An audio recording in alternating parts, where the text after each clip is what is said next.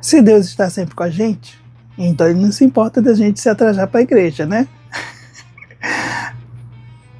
Será? Não tá errado, né? Mas também não tá certo. Então, brasileiros, chega de chegar sempre atrasado, tá? Sejam pontuais. Então, fala galera do outro mundo, esse é o Crítica Santa com o Valdinei Isaac. E agora eu vou falar sobre esse filme, A Cabana. O filme em si, ele é dito como um filme religioso. Então, nesse canal, no canal Valdinei Isaac, no programa Crítica Santa, eu teço críticas religiosas, né, às obras de cinema em geral, mas eu também faço a resenha do filme. Eu faço a crítica do filme antes de falar sobre ele religiosamente. Só que, como esse filme, A Cabana, de 2016, ele é bem pesado, com temas bem obscuros. Para mim, ele não é um filme religioso. Ou é um filme religioso de uma outra religião que não é cristã. Só para deixar claro para vocês. Mas ele fala sobre temas religiosos e pecados gravíssimos. Eu faço normalmente a crítica do filme e depois, na segunda parte, eu faço a crítica religiosa. Mas como esse filme fala de coisas religiosas o tempo todo, não vai dar para separar uma coisa da outra, então vai só desse vídeo aqui, que eu espero que saia hoje mesmo, domingo, apenas sobre a crítica religiosa mesmo. Então, bora começar. Então vamos lá.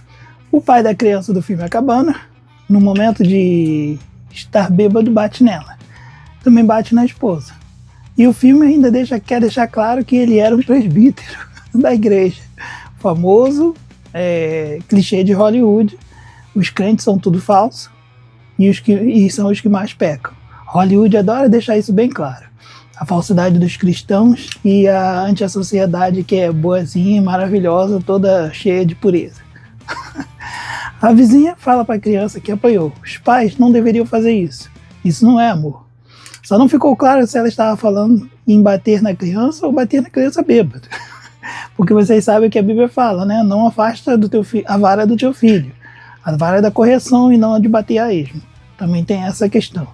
Então o filme já começa de forma estranha. Então você já vai ficando cabreiro, fica um pouquinho atrás da orelha. Que filme é esse? Vai tratar sobre o quê? Ainda no início do filme, ainda não chegamos ao plot do filme normal. Nesse filme A Cabana, o garoto fica repetindo o versículo, Colossenses 3:20, obedecer em tudo aos nossos pais, porque isso é agrado ao Senhor. Aí ele fica repetindo isso enquanto o pai bate nele. Mas, como eu sempre falo no outro canal, versículo da Bíblia fora de contexto é pretexto.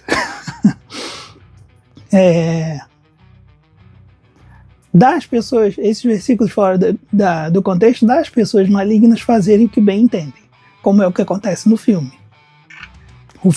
O pai ensina esse versículo para o filho apenas deixar ele, espancar ele e tá tudo bem, porque tá tudo certo.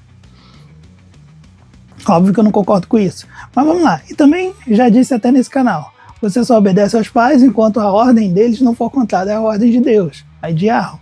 Se seus pais estão ordenando que roube, que mate, que faça algo ruim ou pecaminoso, eu sinto muito, pai. Mas filho, não faça. Antes, você obedece a Deus e seja fiel a Deus. Desobedeça sem dó aos seus pais se eles estão pedindo para você fazer algo contrário à vontade de Deus. E a vontade de Deus é sempre você fazer algo de bom, né? Algo de útil, de prazeroso, de honroso. Enquanto a vontade dos homens, quando desobedece à vontade de Deus, é você fazer algo ruim, né? Se seus pais mandaram fazer algo ruim, não vou aqui dar exemplos, mas independente do que seja, você não tem que obedecer, simplesmente. Jesus mesmo disse, eu vim para colocar pai contra filho, filho contra pai. O que será que ele quis dizer com isso? Porque tem uma hora da vida que nós temos que fazer essa escolha, obedecer ou não obedecer, né? E aí, quem você vai obedecer? Ao seu pai humano ou seu pai celestial? O filme já começa assim, tá? Eu tô falando que eu tenho muita crítica para esse filme, mas vamos lá. Agora sim, vamos ao personagem principal da cabana, o pai, McNamara. O personagem principal conta uma história de sacrifício de uma índia princesa. e onde, quando ela se sacrifica, quando ela se sacrifica, toda a sua tribo é curada. Uma história mitológica da criação de uma cachoeira em McNamara. Mas o que é isso? Contar uma história para endeusar em 2025 sacrifício de pessoas? Tem muita coisa errada nesse filme. Tem muita coisa estranha. Sacrifício de mulheres, de crianças. Nessa eu não caí não, hein?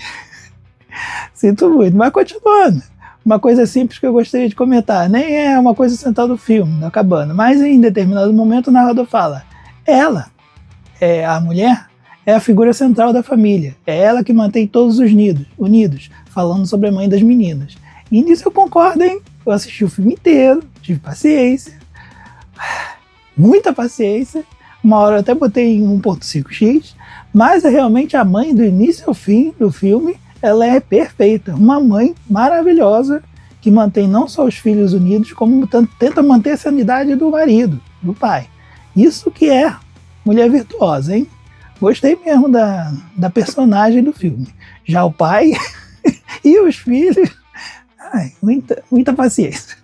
Comentário, né? Eu fico olhando pra cá pro meu celular porque eu tô lendo o roteiro. Eu escrevi esse roteiro tá gigantesco, mas é eu mesmo que escrevo. Então vários comentários, críticas que eu fico fazendo pro filme enquanto eu tô vendo o filme para não esquecer. Então eu prefiro ler para que não fique só, para que eu não deixe de citar alguma coisa que eu quero citar desse filme. Então vamos lá, continuando. Você sabe o que é o bem e o que é o mal? Ou você sabe se você tem capacidade de determinar quando algo é bom ou ruim? Segundo o espírito do filme, há milhões de pessoas no mundo tentando bancar Deus, todos querendo ser Deus de si mesmo. E nisso eu concordo. Ficam aí discutindo e decidindo se algo ou se alguém é bom ou ruim, enquanto deviam descansar em Deus e deixar Ele decidir quem é inocente e quem é culpado. Isso é básico, né? As pessoas que ficam agindo de juiz, tentando ver se essa determinada pessoa, determinada ação, uma atitude que uma pessoa tornou, se ela é inocente ou se ela é culpada, em vez de julgar a ação, julgar a pessoa, já determinando que essa pessoa presta ou não, eu não posso concordar com isso. Não façam esse tipo de coisa, deixa isso para Deus. Ele que vai decidir quem sobe, quem desce, quem é salvo, quem não é salvo, e etc. Mas continuando. Os 3 espíritos do filme, a cabana. Os 3 espíritos do filme. Na verdade, 2 espíritos e 1 humano. Essa parte a gente pula. Ou, se você quiser ter um spoiler, 3 espíritos mesmo e 1 humano. São 4. Pra mim, eles não são quem você pensa que você está pensando quando você assiste o filme. Se você já assistiu, se você não assistiu ainda, paciência, isso é spoiler, mas tá no iniciozinho do filme. Nunca faço spoiler do meio do filme pro final, que é a parte importante mesmo do filme. Até mesmo que se eu vejo que a história deslanchou no início do filme, eu paro de comentar. Mas esse filme não, ele é tão lento que a história não vai deslanchar tão cedo. Mas, se você não viu o filme, já vou avisando, para mim essa trindade do filme não é uma trindade verdadeira, onde Deus não faz parte dela. Um deles fala assim: você está livre para ir. Aí o outro fala assim: você tem liberdade para fazer o que você quiser. Se vocês conhecem Deus, ou Jesus, ou qualquer outra pessoa, sabe que jamais falariam esse tipo de coisa. Jamais falariam esse tipo de coisa. Essa pregação da liberdade, né, é uma coisa moderna. Não é uma coisa da época das escrituras. Mas continuando, vamos falar do filme ainda. Sempre quando essas frases de liberdade são ditas, acendem uma luzinha vermelha para mim. Pode ter certeza que isso não é coisa boa. Apesar das palavras doces e vagas daqueles 3 personagens, quando alguém vier assim para você, desconfie. Com palavras doces, bonitas, sempre sorridente, falando vai dar tudo certo, pode vir, tá tudo bem. Eu não caio mais nisso. Principalmente porque Deus, o Deus, Yahweh, ele é invisível. Então ele não seria ele aparecendo ali no filme. Aquele que apareceu ali no filme, desconfie muito. Seja o Elúzia, né, que eles chamam, ou Sarayu, esses 2 nomes, nossa, muita paciência com isso. Mas tudo bem, continuando. Tem pior. Não esquecer, né, já vou falando. Eu já citei agora há pouco, mas tem 3 espíritos no filme, mas aparece um 4º espírito. Então, se vocês pegarem esses 4 espíritos, na verdade, 3 espíritos e 1 humano, e vocês interpretarem ele não levando em consideração o cristianismo, mas levando em consideração outra religião, vocês conseguem identificar quem são os 3 espíritos e um humano do filme. Mas continuando. Vamos à mensagem então do Deus do filme. Olha as coisas que ele fala. Filho, quando você vê a sua dor, você não consegue me ver. Isso eu concordo. Quando você está tão preocupado no seu problema e na sua dor, você não consegue ver o que o americano chama de big picture, né? Se você está tão preocupado só com um pedacinho da imagem, você não está vendo a imagem como um todo. É isso que ele quer dizer. Se você está tão preocupado com aquele seu problema, você não está vendo a realidade como um todo. Segunda coisa que ele fala, você tem um nome. Não, a verdade tem um nome. E ele está lá na oficina, como carpinteiro. Só uma piadinha. Outra frase. Eu nunca deixei você e nunca abandonei ninguém. Isso é verdade. O mistério, nossa, sempre quando qualquer coisa religiosa cita a palavra mistério, eu tenho um asco por essa palavra. Não tem nada de mistério. Mistério é apenas algo que você não sabe ainda. Se você pesquisar um pouquinho, se você estudar, você acaba descobrindo esse mistério. Uma pergunta que o filme A Cabana deixou claro e eu quero compartilhar com vocês é: Jesus, para vocês, ele era cristão? Essa é uma pergunta complicada, hein? Ou seja, vendo os cristãos de hoje em dia, o que eles fazem, o que eles pregam, os locais que eles vão, independente se sejam cristãos bons ou ruins, estou falando no geral mesmo, o que eles se propõem a fazer dentro das suas religiões, dentro do chamado templo, os cultos, as pregações, né, as coisas que fazem religiosamente, juntando tudo isso. Jesus, ele seria considerado um deles? Faria parte dessa religião cristã? Eu achei a indagação muito boa, hein? Porque eu acho que concordo com o filme, eu acho que não seria, não. Jesus não seria um cristão dentro das denominações que a gente tem hoje em dia. Um dos pontos centrais desse filme, uma indagação bem interessante, que eu quero até passar para vocês.